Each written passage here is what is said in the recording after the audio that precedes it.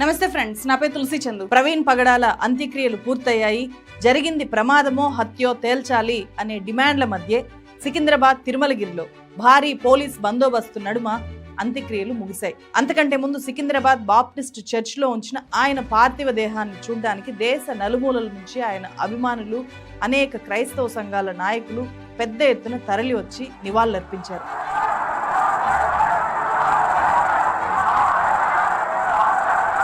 మనిషిని మనిషిగా చూడు, మనిషిని మతంగా చూడొద్దు. మనిషిని హిందుగా చూడొద్దు, ముస్లింగా చూడొద్దు, క్రైస్తవుడిగా చూడొద్దు, బౌద్ధుడిగా చూడొద్దు. మనిషిని మనిషిగా చూడొద్దు. మతం నిజమైన మనిషిని చూస్తే బట్టలు చింపేస్తుంది. నిజమైన మనిషిగా బ్రతికి చూడు, మతం మెల్లిమెల్లిగా తన పట్టు కోల్పోతుంది. మరణాన్ని ఆలింగనం చేసుకునే చాలా మాటల్ని ఆయన చెప్పాడు. చంపాలి అని పిలుపునిచ్చారు ఒక ధర్మగురువు. ఈ రాజు నీ రాజు, ఈ రాజుకు చంపటం కాదు, కమ్ రా అని మరణాన్ని ఆలింగనం చేసుకోవటం నేర్పించాడు. మరణాన్ని ఆలింగనం చేసుకోవటం నేర్పించాడు. కులం లేదు, మతం లేదు, మనిషి అంటే మనిషే, మనిషి మాత్రమే. ఎంత గొప్ప మాటలు ఇవి! మనుషుల్ని కులాలుగా, మతాలుగా విభజించి వాళ్ళ మధ్య సరిహద్దులు గీసి ఎవరి ప్రయోజనాలు వాళ్ళు పొందుతున్న కాలంలో మనిషిని కేవలం మనిషిగా మాత్రమే చూడు అని చెప్పడానికి ఎంత సహృదయం ఉండాలి. అంత పెద్ద మనసున్న మనిషి, యేసుక్రీస్తు గురించి సువార్తలు చెప్పే ఒక పాస్టర్ ప్రవీణ్ పగడాల అనుమానాస్పద స్థితిలో చనిపోయారు.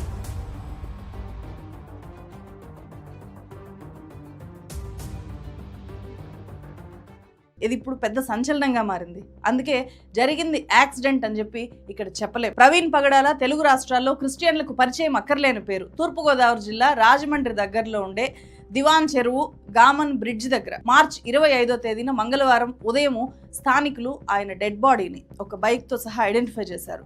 డెడ్ బాడీ, బైక్ రెండూ ఉండడం వల్ల అది యాక్సిడెంట్ అని చెప్పి పోలీసులు మొదట చెప్పారు. కొంతమంది క్రైస్తవ నాయకులు కూడా ఇది యాక్సిడెంట్ అని చెప్పి కన్ఫర్మ్ చేస్తున్న విధంగా మాట్లాడిన మాటలు కూడా ఆ తర్వాత వివాదాస్పదమయ్యాయి. ఆ వీడియోల పరంగా చూస్తే ఇది యాక్సిడెంట్ గానే ఉంది. 95% ఇది యాక్సిడెంట్ అన్నట్టే ఉందన్న ఆ సీసీ ఫుటేజ్ లోని. వక్తగా, క్రైస్తవ మతబోధకుడిగా వివిధ మతాల సాంప్రదాయాల మీద తన అభిప్రాయాల్ని చాలా సూటిగా చెప్పే వ్యక్తిగా ప్రవీణ్ పగడాల చాలా పాపులర్. అలాంటి వ్యక్తి రాజమండ్రి దగ్గర చాగలలో జరిగే క్రైస్తవ మహాసభలకు అటెండ్ అవడానికి హైదరాబాద్ నుంచి తన రాయల్ ఎన్ఫీల్డ్ బైక్ మీద బయలుదేరారు. అప్పుడు ఈ ఇన్సిడెంట్ జరిగింది. కొవ్వూరు టోల్ గేట్ దాటి ఇంకొక 10-11 కిలోమీటర్లు ప్రయాణం చేస్తుంటే జస్ట్ 18 నిమిషాల్లోనే ఆయన సేఫ్ గా చాగళ్ళు చేరుకునేవాడు గమ్యస్థానాన్ని. కానీ ఆ లోపే ఈ ఘటన జరిగింది. కొవ్వూరు టోల్ గేట్ దాటాక నయారా అనే పెట్రోల్ బంక్ ఆపోజిట్ లో రోడ్డుకు ఎడమ వైపున ఒక గట్టు కింద ప్రవీణ్ బుల్లెట్ బైక్ పడి ఉంది. ఆ బుల్లెట్ కింద ప్రవీణ్ డెడ్ బాడీ ఉంది. ఇక్కడ మనం గుర్తుపెట్టుకోవాల్సింది, ఈ ఇన్సిడెంట్ జరిగింది ఆల్మోస్ట్ నైట్ జరిగింది. డెడ్ బాడీని పోస్ట్ మార్టం కోసం రాజమండ్రి ప్రభుత్వ ఆసుపత్రికి షిఫ్ట్ చేస్తే వేలాది మంది 2 రాష్ట్రాల నుంచి అక్కడికి చేరుకుని పెద్ద ఎత్తున నిరసనకు దిగారు.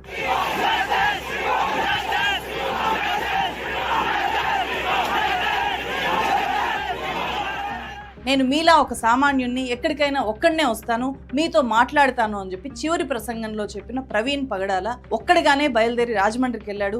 ఒక్కడిగానే చనిపోయారు. సాధారణమైన మనిషిని, సాధారణంగా నేను తిరుగుతూ ఉంటాను. నేను ఒక్కడనే వస్తాను. ఎప్పుడు వచ్చినా నాకు ముందు ఒక 10 మంది, వెనకలో 10 మంది ఉండరు. నేను ఒక్కడనే వస్తాను, నేను ఒక్కనే డ్రైవ్ చేసుకుని వస్తాను. ఆ రాత్రి ప్రవీణ్ పగడాలకు ఏమైందో ఎవరూ చూడలేదు. ఒంటరిగా పోరాడాడో, ఒంటరిగా చనిపోయాడో కూడా తెలియదు. పెద్ద మిస్టరీగా మారింది. మనం కొద్ది రోజుల ముందు చిలుకూరు బాలాజీ టెంపుల్ పూజారి రంగరాజన్ గారి మీద వీర రాఘవరెడ్డి చేసిన దాడి ఘటన గురించి చూసాము. ఆ ఇన్సిడెంట్ మీద నేను వీడియో కూడా చేశాను, ఒకసారి చూడండి. 2 తెలుగు రాష్ట్రాల్లో ఉండే ప్రముఖులంతా కూడా ఆ ఇన్సిడెంట్ ని తీవ్రంగా ఖండించారు. వెంటనే సీఎం మొదలు చిన్న నాయకుల దాకా అందరూ కూడా రంగరాజన్ గారికి మద్దతు ప్రకటించారు, సానుభూతి ప్రకటించారు, ఆయన్ని పలకరించారు. కానీ అలాంటి తక్షణమైన స్పందన ఇక్కడ ఒక పాస్టర్ చనిపోతే అనుమానాస్పద స్థితిలో ఇక్కడ ఎలాంటి స్పందన కనిపించకపోగా చనిపోయిన మరుసటి రోజు ఏ ఒక్క తెలుగు పేపర్ కూడా ఎక్సెప్ట్ ప్రజాశక్తి అనే పేపర్లో ఒక స్పాట్ వార్త తప్ప ఏ తెలుగు పేపర్ కూడా ఈ ఇన్సిడెంట్ని కవర్ చేయలేదు, రాయలేదు. ఆ తర్వాత ప్రజలంతా రోడ్ల మీదకి వచ్చి పెద్ద ఆందోళన చేసిన తర్వాత సోషల్ మీడియాలో ఇది విపరీతంగా వైరల్ అయిన తర్వాత మాత్రమే పత్రికల్లో ఈ ఇష్యూ బయటకు వచ్చింది. 2 వేర్వేరు వర్గాలకు చెందిన వ్యక్తులకి ఇలాంటి ఒక ఇన్సిడెంట్ జరిగితే, అది డెత్ కానీ నార్మల్ ఫిజికల్ దాడి కానీ జరిగినప్పుడు వాటి మీద వచ్చే స్పందన, అటు మీడియాలో వచ్చే స్పందన కానీ, ఇటు అధికారులు పాలకుల్లో వచ్చే స్పందన కానీ, సొసైటీలో వచ్చే స్పందన కానీ ఎంత భిన్నంగా ఉందో చూడండి అని చెప్పి పాస్టర్ అజయ్ బాబు చేసిన వ్యాఖ్యలు ఇక్కడ ఆలోచింపజేస్తాయి. ఇక్కడ జరిగినటువంటి ఇన్సిడెంట్ గాని, పేరు మోసినటువంటి ఒక హైందవ సామాజిక వర్గానికి సంబంధించిన నాయకుడో లేకపోతే పూజారో లేకపోతే పీఠాధిపతో అయ్యుంటే రాష్ట్రం మొత్తం దద్దరిల్లిపోతూ ఉండేది ఈ సమయానికి. కానీ చనిపోయింది క్రైస్తవ సామాజిక వర్గానికి సంబంధించిన ఓ సాధారణమైన దైవజనుడు. వి వాంట్ జస్టిస్ అనే నినాదాలతో రాజమండ్రి ప్రభుత్వ ఆసుపత్రి ఆవరణ మారుమోగిపోయింది. పెద్ద ఎత్తున అక్కడ కీర్తనలు పాడి ప్రవీణ్ కుటుంబానికి ప్రజలు సంతాపం తెలియజేశారు.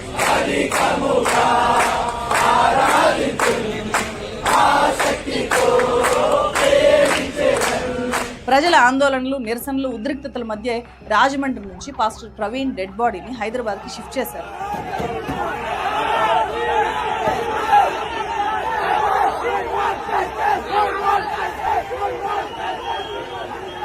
ప్రజల్లో తీవ్రమైన స్పందన వచ్చిన తర్వాత ఏపీ గవర్నమెంట్ స్పందించింది. అనుమానాస్పద మృతిగా కేసు నమోదు చేసి పూర్తి స్థాయిలో దర్యాప్తు చేస్తామని చెప్పి ప్రకటించింది. ఇన్వెస్టిగేషన్ లో ఇంకా క్లారిటీ, ట్రాన్స్పరెన్సీ ఉండాలి. ఈ కేసులో మాకు అనుమానాలు ఉన్నాయని చాలా మంది సోషల్ మీడియాలో ఇవంతా తిరుగుతున్న కారణంగా ఇంక్వెస్ట్ ఎగ్జిక్యూటివ్ మ్యాజిస్ట్రేట్ తో చేయిద్దామని నిర్ణయించాం.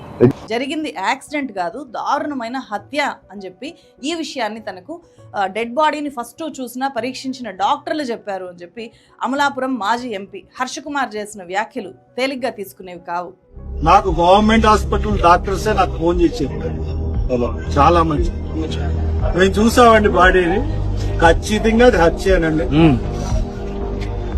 అబద్ధం ఆటలేదు, సాక్షిగా అసలు మనసాక్షిగా చెప్తున్నారు.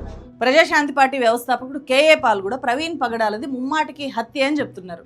చూడండి, ఇలాంటి యాక్సిడెంట్ ప్రపంచంలో ఒక్కటి జరిగి ఉండదు. ఇది యాక్సిడెంట్ కాదని, హత్య అని పూర్తిగా నిర్ధారణ అయిపోయిందని ఎక్స్పర్ట్స్ చెప్తున్నారు. అసలు ఎవరి ప్రవీణ్ పగడాల, ఇతని నేపథ్యం ఏంటి అని చూస్తే ఆయన సొంతూరు కడప. ఆయన తల్లి ఒక క్రిస్టియన్ క్యాథలిక్, తండ్రి ముస్లిం. వాళ్ళది లవ్ మ్యారేజ్. అప్పుడప్పుడు తండ్రితో కలిసి ఆయన మసీదులు కూడా వెళ్ళేవారట. ఆ విషయాన్ని ఆయనే ఒక ఇంటర్వ్యూలో చెప్పారు. అప్పుడప్పుడు మసీదులు వగైరాకు వెళ్ళేవాళ్ళమే కానీ ఆ విశ్వాసంలో మా అమ్మ మమ్మల్ని ఎప్పుడు పెంచలేదు. చిన్నతనంలో తన అన్న స్నేహితుడిని కొట్టడం వల్ల కడపలో ఇక ఉండకూడదు అని చెప్పి, అంటే ఆయన మీద కేసు అవ్వడము, దాన్ని కాంప్రమైజ్ చేసుకోవడము, ఇలాంటి కారణాలతో ఆయన హైదరాబాద్కి షిఫ్ట్ అయ్యారు. ఆ తర్వాత మధ్యప్రదేశ్ ఇండోర్లో ఇంటర్నేషనల్ బిజినెస్లో ఆయన ఎంబీఏ చేశారు. నార్త్ ఇండియాలో 11 ఏళ్ల పాటు తిరిగారు. అక్కడే తను వర్క్ చేసిన పాస్టర్ కూతుర్ని 2006లో పెళ్లి చేసుకున్నారు. ఆయనకు, అంటే ఆ దంపతులకు 2 కూతుర్లు ఉన్నారు. My deepest gratitude that everybody is standing for my husband. He was a humble and generous man. He was not a person who takes revenge. He forgives everybody. We are here to forgive everybody. చనిపోయేదాకా కూడా నిత్యం క్రైస్తవ సభలు, సమావేశాలతో చాలా బిజీగా ఉంటూ క్షణం తీరిక లేకుండా ఆయన గడిపారు. ఈ క్రమంలో చాలా టీవీ ఛానల్స్, యూట్యూబ్ ఛానల్స్లో క్రిస్టియానిటీ మీదే కాకుండా హిందుత్వము, ఇస్లాం మీద కూడా ఆయన తన అభిప్రాయాల్ని చాలా ముక్కుసూటిగా ఎక్స్ప్రెస్ చేశారు. అందువల్ల ఇస్లాం వాదులు, హిందుత్వవాదుల నుంచి బెదిరింపులు ఎదుర్కొన్నారు. అలాంటి చాలా వీడియోస్ ఇప్పుడు వైరల్ అవుతున్నాయి. ఆయన కొద్ది రోజుల క్రితం పెట్టిన ఈ పోస్ట్ కూడా ఇప్పుడు అనుమానాలకు తావిచ్చేదిగా పోలీసులు కన్సిడర్ చేస్తున్నారు. ఆయన రాజమండ్రికి వెళ్తున్నప్పుడు రికార్డ్ అయిన సీసీటీవీ వీడియోస్ ఇప్పుడు బయటకు వచ్చాయి. ఒక వీడియోలో రాత్రి 11:31కి ఆయన కొవ్వూరు టోల్ గేట్ దాటుతూ కనిపించారు. ఇంకో వీడియోలో 11:42కి ఆయన నయారా పెట్రోల్ బంక్ దగ్గరకు చేరుకున్నప్పుడు వీడియో. హైవే మీద ఆయన బైక్ క్రాస్ చేస్తుంటే పక్కనే ఒక లారీ వెళ్ళడం కనిపిస్తుంది. వీటిని చూసే పోలీసులు ఇది బైక్ యాక్సిడెంట్ అయి ఉంటుంది అని చెప్పి ఫస్ట్ చెప్పారు. కానీ ఇక్కడ చూడాల్సింది, ఆయన వెళ్తున్న బైక్కి హెడ్ లైట్ లేదు, ఇండికేటర్ లైట్స్ మాత్రమే కనిపిస్తున్నాయి. అంటే అప్పటికే ఆయన మీద ఎవరైనా దాడి చేశారా, ఆయన తప్పించుకొని వెళ్తున్నారా అనే అనుమానాలకు హెడ్ లైట్ లేని ఈ ఫుటేజీ కారణమవుతోంది. ఇది ఫస్ట్ అనుమానం ఈ మొత్తం కేసులో. ఫస్ట్ మనం అనుమానించాల్సింది ఇక్కడ. దీన్ని మించిన అనుమానాలు కూడా ఈ కేసులో చాలా ఉన్నాయి. ఒక్కసారి ఈ ఫోటోలు చూడండి. చాలా యాక్సిడెంట్స్ మనం చూస్తుంటాం, రోడ్ యాక్సిడెంట్స్. సో ఏ యాక్సిడెంట్స్ లో కూడా ఒక డెడ్ బాడీ పైన కరెక్ట్గా ఇలా పేర్చిన విధంగా బైక్ పడి ఉండడం చూసి ఉండం, చల్లా చెదిరైపోతాయి. ఒక యాక్సిడెంట్ జరిగిన వెంటనే బైక్ ఒకవైపు పడిపోతుంది, బాడీ ఒకవైపు పడిపోతుంది, నుజ్జు అయిపోయిన పరిస్థితిలో మనకు కనిపిస్తుంది. కానీ ఇలాంటి కండిషన్లో డెడ్ బాడీ మీద బైక్ ఇలా జాగ్రత్తగా ప్లేస్ చేసి ఉండడం అనేది మనం చూసి ఉండము. అందుకే ఇది ఎలా సాధ్యము అనే అనుమానాలు వ్యక్తమవుతున్నాయి. ఇది డౌట్ నెంబర్ 2. ఇక డౌట్ నెంబర్ 3, ప్రవీణ్ పగడాల హెల్మెట్ పెట్టుకొని డ్రైవ్ చేస్తున్నారు, కానీ ఆయన ముఖానికే మొత్తం గాయాలున్నాయి. ఆయన నోటి భాగం 2గా చీలిపోయినట్లు కనిపిస్తుంది. ఆయన తల వెనక భాగంలో కూడా గాయాలున్నాయి. హెల్మెట్ ఉన్నా కూడా ఇలాంటి గాయాలకు యాక్సిడెంట్ కారణమవుతుందా, ఎలా తగిలాయి ఈ గాయాలు అని చెప్పి బాడీ చూస్తున్న వాళ్ళంతా కూడా అనుమానిస్తున్నారు. ఇది డౌట్ నెంబర్ 3. ఇక డౌట్ నెంబర్ 4, ఇది చాలా చాలా ఇంపార్టెంట్ ఫోటో. ఒకసారి జాగ్రత్తగా చూడండి. ఎక్కడైనా యాక్సిడెంట్ జరిగితే డెడ్ బాడీ షర్ట్ మీద ఇలాంటి రక్తపు మరకలు ఎలా అవుతాయి బాగా చూడండి. ఇది ఎవరో రక్తం అంటిన చెప్పుల కాలుతో అక్కడ తొక్కిన విధంగా అనుమానించే లాంటి ఫోటో ఇది బాగా వైరల్ అవుతుంది. డౌట్ నెంబర్ 5, ఇది ఇంకా ముఖ్యమైనది. డెడ్ బాడీ చుట్టూ కూడా కొన్ని కర్రలు కనిపించాయి. ఆ కర్రలు మామూలు కర్రలు కాదు, కొంచెం కొంచెం అంటే బాగా కొట్టిన తర్వాత విరిగిపోయిన కర్రలు కనిపిస్తాయి. సో ఆ కర్రలకి రక్తపు మరకలు ఉన్నాయి. ఆ రక్తపు మరకలు ఆ కర్రలకి ఎందుకున్నాయి, ఆ కర్రలు విరిగిపోయిన షేప్లో ఎందుకు అక్కడ పడున్నాయి, ఆ కర్రలతో ఆయన మీద దాడి జరిగిందా అనే అనుమానాలకు ఆ కర్రలు వాటి మీద ఉన్న రక్తపు మరకలు తావిస్తున్నాయి. Doubt number 6, bike. Road accidents అయిన తర్వాత ఆ వాహనాలు ఎంతగా నుజ్జు అయిపోతాయో చూస్తుంటాము. మనిషే చచ్చిపోయాడు అంటే బైక్ కండిషన్ చాలా మారిపోయి ఉంటుంది కదా. కానీ ప్రవీణ్ పగడాల రాయల్ ఎన్ఫీల్డ్ బైక్ చెక్కు చెదరకుండా ఉంది. ట్యాంక్ కుడివైపు ఎవరో దానికి మనిషిని పట్టి దాడి చేసిన విధంగా అక్కడ మొత్తం రక్తం అంటుకుంది, కానీ బైక్ మాత్రం చాలా బాగుంది. జస్ట్ లైట్ పగిలింది, చిన్న గీతలు పడ్డాయి బైక్ కి తప్పితే బైక్ ఎక్కడా కూడా డ్యామేజ్ అవ్వలేదు, నిక్షేపంగా ఉంది. బాడీ మీద ఎవరో జాగ్రత్తగా బైక్ ని ప్లేస్ చేసి వెళ్ళిపోయిన విధంగా ఘటనా స్థలంలో ఈ బైక్ కనిపిస్తుంది. ఇది చాలా చాలా అనుమానాలకు తావిస్తోంది. ప్రవీణ్ పగడాల బైక్ మీద వెళ్తున్న సీసీటీవీ ఫుటేజ్ రికార్డ్ అయిన టోల్ ప్లాజాకు చనిపోయిన మృతదేహం కనిపించిన ప్రాంతానికి దాదాపు 6 కిలోమీటర్ల దూరం మాత్రమే ఉంది. ఈ మధ్యలోనే ఆ రాత్రి వేళ ఏం జరిగింది అనేది ఇప్పుడు ఇన్వెస్టిగేషన్లో బయటకు రావాలి. ప్రస్తుతానికైతే ఆయన అడుగుతున్న ప్రశ్నలకు సమాధానం చెప్పలేని వాళ్ళే ఇలాంటి దాడులు చేసుండొచ్చు అని చెప్పి ప్రచారం జరుగుతుంది. ఆయన చేసిన వ్యాఖ్యలతో ఆయన మీద కక్ష కట్టిన వాళ్ళు, ఆయన గతంలో బెదిరించిన వాళ్ళు ఇలా చంపారు అని చెప్పి ఆయన అనుచరులు, ఆయన్ను ఇష్టపడే వాళ్ళు నమ్ముతున్నారు. అలా నమ్మడానికి కారణము ఈ ప్రవీణ్ పగడాలకు క్రిస్టియానిటీని ప్రచారం చేయడంలో ఒక డిఫరెంట్ స్టైల్ ఉంది. అందరూ పాటించేలాంటి ఒక మూస ధోరణిలో ఆయన ప్రచారం చేయలేదు, భిన్నంగా ప్రచారం చేశారు. ఒకసారి ఈ వీడియో చూడండి. ఎక్కడెక్కడ మతం ఉంటుందో అక్కడక్కడ విభజన ఉంటుంది. అది క్రైస్తవ మతమైనా సరే. మళ్ళీ చెప్పనా, ఎక్కడెక్కడ మతం విస్తరిస్తుందో అక్కడక్కడ విభజన ఉంటుంది. ఎందుకు అనంటే మతం మానవ కల్పితం. మతం మానవ నిర్మితమైన, మానవ కల్పితమైన ఒక వ్యవస్థ. మతాలు ప్రజల మధ్యలో చిచ్చు పెడతాయి. మతాలు ప్రజలను ఒకరికంటే తక్కువగా చూసే ప్రయత్నం చేస్తాయి. మతం అనేది ఒక విగ్రహం. మతం అనేది ఒక విగ్రహం. అది క్రైస్తవ మతమైనా సరే. మతం విషయంలో ఆయనకు ఎంత స్పష్టత ఉందో మనకు అర్థమవుతుంది. మతం నిన్ను చంపుతుంది, మతం నిన్ను విభజిస్తుంది, అది క్రైస్తవ మతం అయినా సరే అని చెప్పి చాలా స్పష్టంగా చెప్తున్నారు.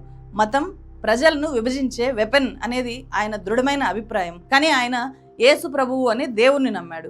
దేవుడు ఆ మతం ముసుగులో కూరుకుపోయిన వాళ్ళను మనిషిగా మార్చుతాడు అనేది ప్రవీణ్ పగడాల నమ్మిన తత్వం. అంటే క్రైస్తవ మతబోధకుడిగా ఉంటూనే ఆ మతాన్ని విమర్శించడానికి కూడా ఆయన ఎప్పుడూ వెనకడుగు వేయలేదు. నాకు ఏ కులము లేదు అని చెప్పి బహిరంగంగా ప్రకటించిన ప్రవీణ్ పగడాలకు కులం విషయంలో కూడా చాలా స్పష్టత ఉంది. నేను మా పిల్లల్ని తీసుకెళ్ళి జాయిన్ చేయడానికి వెళ్ళాను స్కూల్లో.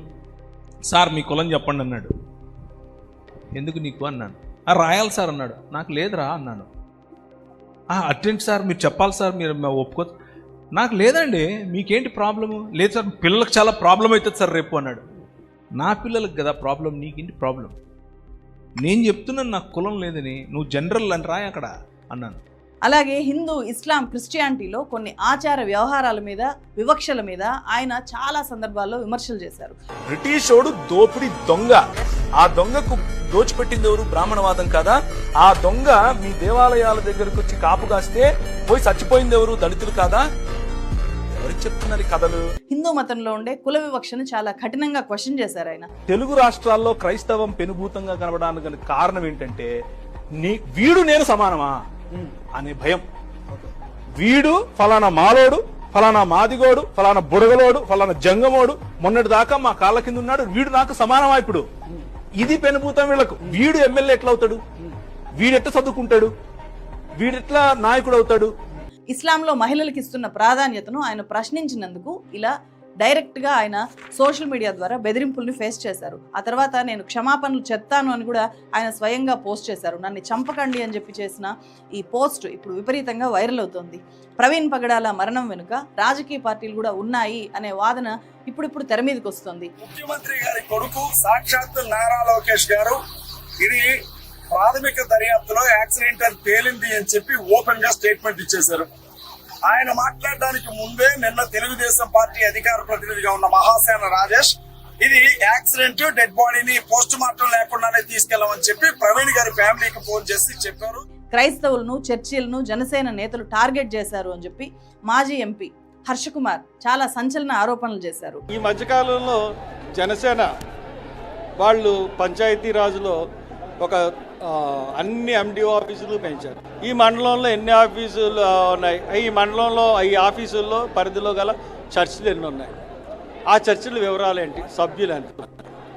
అట్లా రంగు రామకృష్ణరాజు అతను 3 లక్షల మంది ఉంటే 30,000 చర్చిలు మీకు ఎందుకయ్యా అని చెప్పేసి మాట్లాడారు. ప్రాణాలు కోల్పోయిన వ్యక్తి, సామాన్యుడైన మత ప్రచారకుడైన ఆయన మరణం చుట్టూ కొన్ని అనుమానాలు ఉన్నప్పుడు ఆ అనుమానాలను తీర్చి వాస్తవాలేంటో ప్రజల ముందు పెట్టాల్సిన బాధ్యత ప్రభుత్వాన్ని, పోలీసులది. ఒక మత ప్రచారకుడుగా ఇతర మతాల మీద ఆయన కటుగా మాట్లాడనుండొచ్చు, కానీ సోషల్ మీడియాలో అందుబాటులో ఉన్న ఆయన వీడియోలను పరిశీలిస్తే ఒక్క విషయం మనకు అర్థమవుతుంది. ఆయన తను నమ్మిన దేవుణ్ణి ప్రేమించాడు, మతాన్ని వ్యతిరేకించాడు, అలాగే కులాన్ని కూడా, కుల వివక్షను కూడా ఆయన తీవ్రంగా వ్యతిరేకించాడు. మనిషిని హక్కును చేర్చుకోవాలి అని చెప్పి ఆయన పిలుపునిచ్చాడు. అందుకే try to live A real human life అని చెప్పి ప్రవీణ్ పగడాల పదే ప్రచారం చేశారు. A real human life. నిజమైన మనిషిగా బ్రతికి చూడు, మతం మెల్లిమెల్లిగా తన పట్టు కోల్పోతుంది. That's what Paul did. Paul చేసింది అదే. ఇది చాలా సెన్సిటివ్ కేసు. ఈ కేసులో ఉండే సెన్సిటివిటీని అర్థం చేసుకుని నేను ప్రవీణ్ పగడాల మీద ఇప్పుడు ఆయన చనిపోయిన తర్వాత పనిగట్టుకుని కొంతమంది చేస్తున్న దుష్ప్రచారాలని ఈ వీడియోలో క్యారీ చేయలేదు. ఇక్కడ ప్రధానంగా ప్రభుత్వం పనిచేయాలి, పోలీస్ డిపార్ట్మెంట్ పనిచేయాలి, చాలా నిష్పక్షపాతంగా ఈ కేసుని విచారణ చేసినప్పుడు అనుమానాలన్నీ కూడా తొలగిపోతాయి. సో అలా ప్రభుత్వం తొలగిస్తుంది అని చెప్పి మనమంతా కోరుకుందాము. ఈ వీడియో ఎక్కువ మందికి చేరవేయండి, సో దట్ గవర్నమెంట్ మీద కూడా మనం ఒక ప్రెజర్ తీసుకొని వచ్చినట్లు అవుతుంది. ఇన్వెస్టిగేషన్ని చాలా వేగంగా పూర్తి చేయడానికి ఇలాంటి ఆధారాలన్నీ కూడా గవర్నమెంట్, సంబంధిత ఇన్వెస్టిగేషన్ ఆఫీసర్స్ దృష్టికి వెళ్ళాలి అని చెప్పి ప్రతి ఒక్కరూ కోరుకుందాం. సో మరో వీడియోతో మళ్ళీ కలుస్తాను. Thank you so much.